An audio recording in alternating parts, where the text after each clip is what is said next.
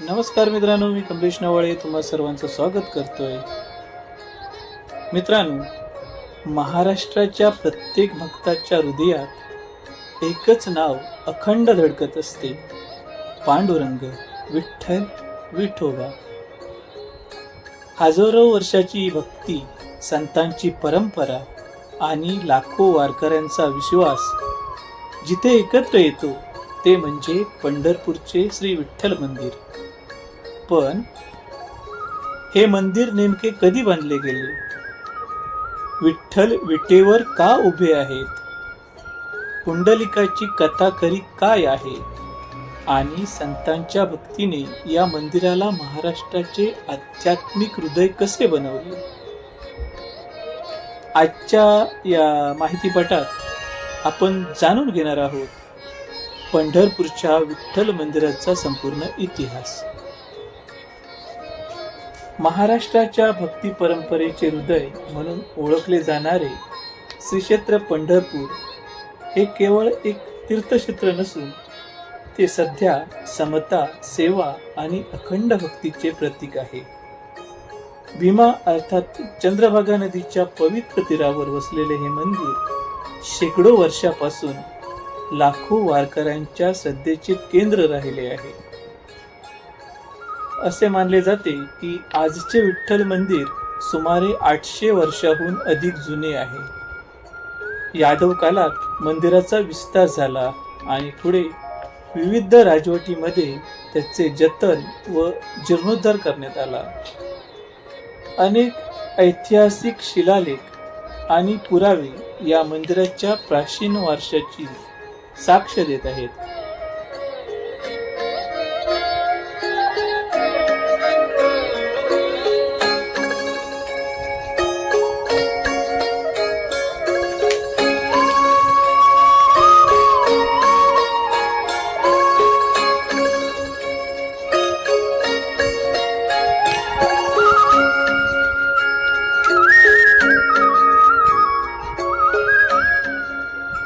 या मंदिराच्या इतिहासाशी सर्वाधिक जोडलेली कथा म्हणजे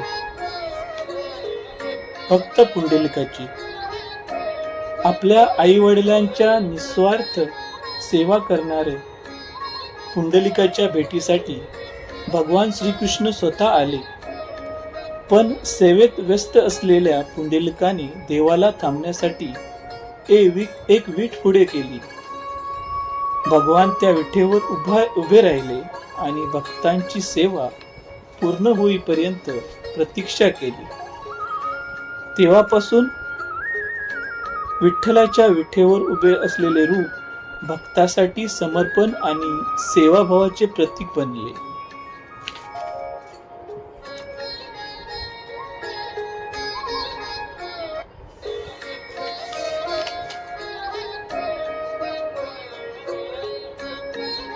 मंदिरात प्रवेश करताच नामदेव पायरी भाविकांचे स्वागत करते. पुढे सभा मंडप, गरुडखांब आणि गाभाऱ्यातील श्री विठ्ठलाची काळ्या पाषाणातील दिव्य मूर्ती प्रत्येक भक्ताला भक्तिरसात तल्लीन करते. दोन्ही हात कमरेवर ठेवून विठेवर उभा असलेला विठ्ठल जणू प्रत्येक भक्तांची प्रेमाने वाट पाहत आहे. पंढरपूर हे संतांच्या भक्तीचे केंद्र आहे. संत ज्ञानेश्वर, संत तुकाराम, संत नामदेव, संत एकनाथ, संत चोखामेळा, संत जनाबाई, संत सावळतामाळी, संत गोरा कुंभार अशा अनेक संतांनी विठ्ठल भक्तीचा संदेश समाजाच्या प्रत्येक स्तरापर्यंत पोहोचवला. त्यांच्या अभंगाने भक्तीला जात, धर्म आणि सामाजिक भेदांच्या पलीकडे नेले.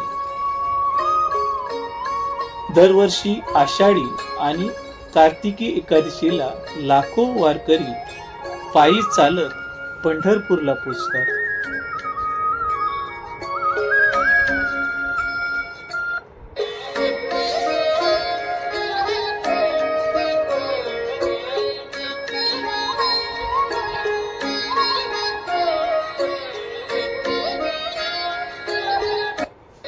आळंदीहून संत ज्ञानेश्वर महाराजांची पालखी, देहूहून संत तुकाराम महाराजांची पालखी शेकडो किलोमीटरचा प्रवास करत विठ्ठलाच्या भेटीस येते.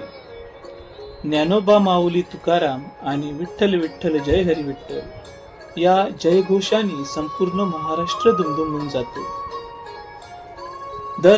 दरवर्षी असा हा दिव्य सोहळा फार सुंदररित्या साजरा होत असतो.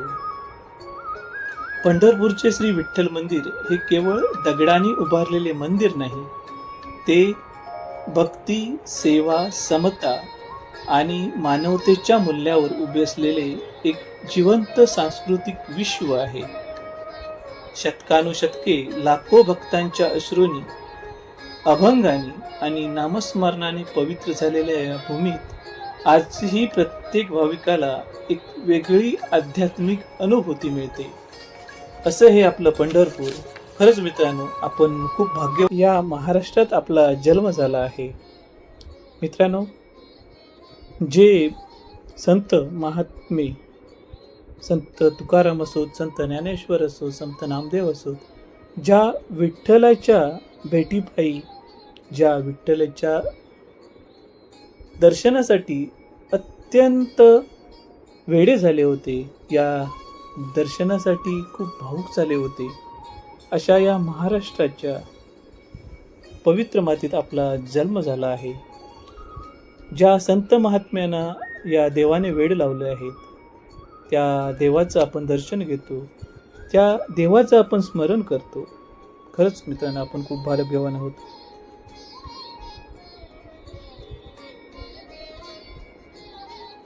आषाढी एकादशी निमित्त पंढरपुरात भव्य मोठा कार्यक्रम होतो.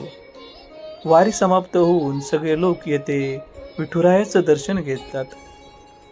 अगदी कळसाचं जरी दर्शन झालं तरी समाधान मानून येथील भाविक आनंदाने घरी परततो. असे हे पंढरपूर. म्हणून म्हटलं होत आहे की पंढरपूर हे भूमीवरील एक वैकुंठ आहे आणि येथे भेट दिल्यानंतर येथील नजारा पाहताच, येथील विठुरायाचं रूप पाहताना मन अगदी भारावून जातं. तर मित्रांनो, अशी होती पंढरपूरची माहिती. तुम्हाला हा व्हिडिओ आवडला तर नक्की लाईक करा, शेअर करा, सबस्क्राईब करा. आजही जगभरातून लाखो लोक फक्त पांडुरंगाच्या दर्शनासाठी येतात.